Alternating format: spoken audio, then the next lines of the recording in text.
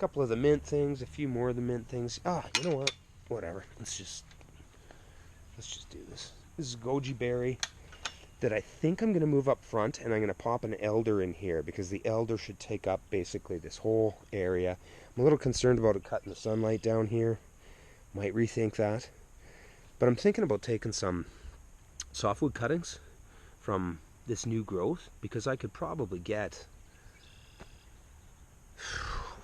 I mean, maybe 10 new plants off of that. And I really, from everything that I've read, I think that these gojis appreciate and enjoy the sun more. And this, here's south facing, right?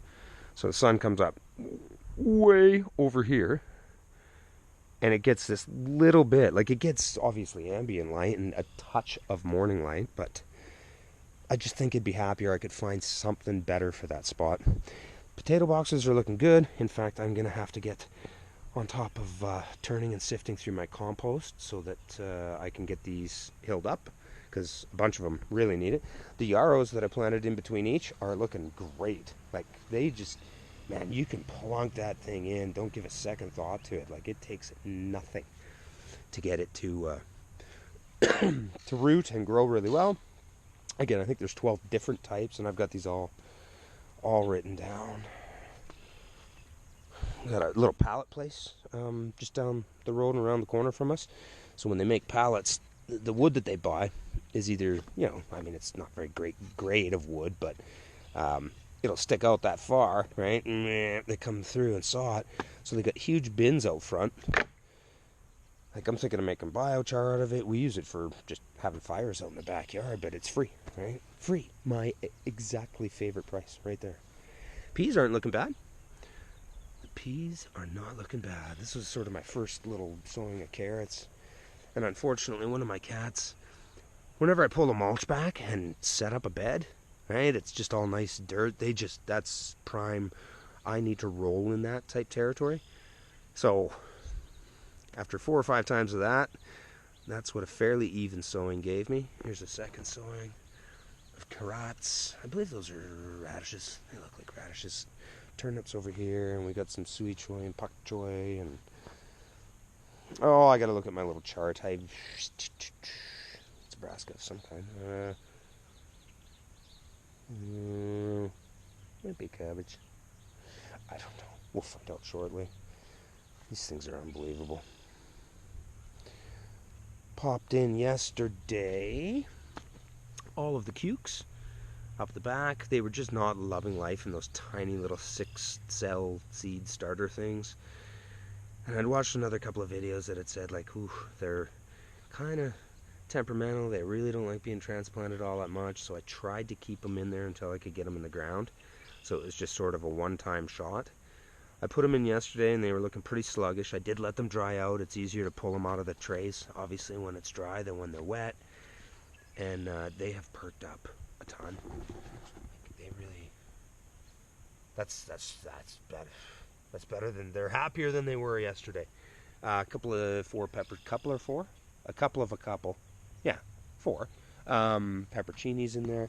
I got this area in here that I still... I've got to finger out. Just some spare onions that got slapped in here. This has got to get mulched up today. I actually think those are 4 more pepperoncini. Those make such... I love pickling. And anything pickled. Delicious. And they make really nice ones for pickling. So, alright, let's get going. Here's the salad bed. Beet greens are going absolutely nuts.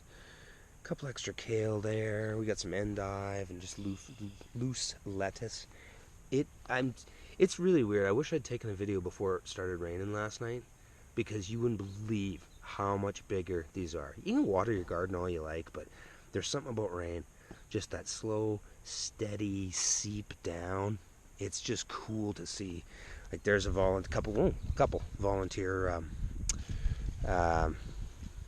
sunflowers from the birds. Whatever, those are going to be fine. They're already outgrowing the endive, so that'll be good. You know what? I don't know. I don't even know what to say. This was the leek bed that I painstakingly did in the British tradition of using a dibber or when the wind blows down your teepee and it breaks the poles, you could use that as well. And you make a hole, and as far down as you want your white part on your leek, and then you pop it in there, and then my neighbor or my friend's dog comes over and dances through this. So I had to redo it. So I used all my like strongest ones, right? I redo it just whatever, a couple of days ago. There's the leavings from what I had left. So I popped everything in there and whatever. One of the cats, somebody, nature's telling me that I don't need leeks this year apparently. I don't quite understand it, but I'm going to get some more. These have just bulked up huge. I think these are Kelsey? I'm not sure. Tomato. Super disappointed in my beans this year. My beans and my peas, the germination, absolute crud. Like, just ridiculous. These were put every 4 to 6 inches. I always grow them up the fence. I mean, it's only the, 7th or 8th of June, so I'm going to pop in some more.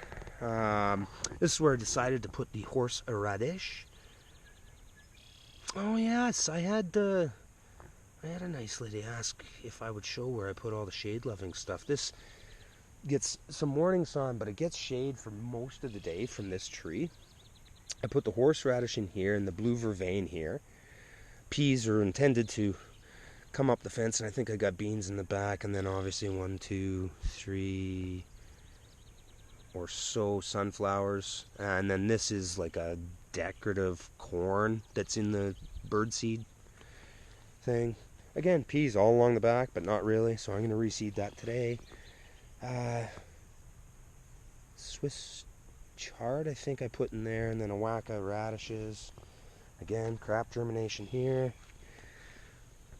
Oh, I've got some very young beets in here. Not 100% sure what happened here. I don't know if that's a dog pee area and a little bit too much nitrogen. Oh, you don't need to be in here, do you? I can't remember what I put in there. I put something in there. Some more beets. Carrots. Still contemplating here what I'm doing with this.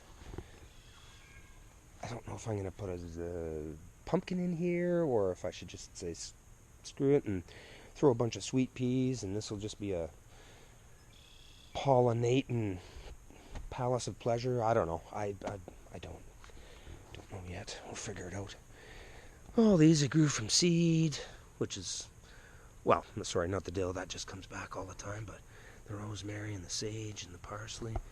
These are the 2 reds that I had left over from last year, the 3 whites that I had left over, and then the 4 giant shallots. If you go way back in my videos, way back, last year I harvested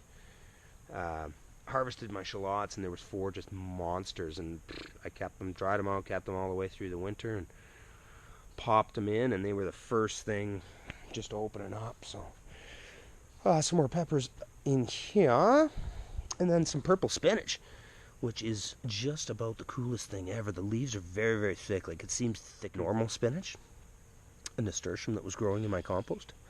Hey, buddy. These are growing absolutely wild at the high school, at the Friends of the Garden area. So whether it's from here or whether it's from there, I will be collecting a bunch of seed, and if anybody's interested in them, I have no problem sending those out, because these are going to be a staple. Like, purple is just such a nice color. We had that storm come in, and there was some crazy winds and hail warnings and all the rest of it, so I was like, there's no way that I just planted out 16 tomatoes. This is a horrible system, and it will be revised, so pardon me.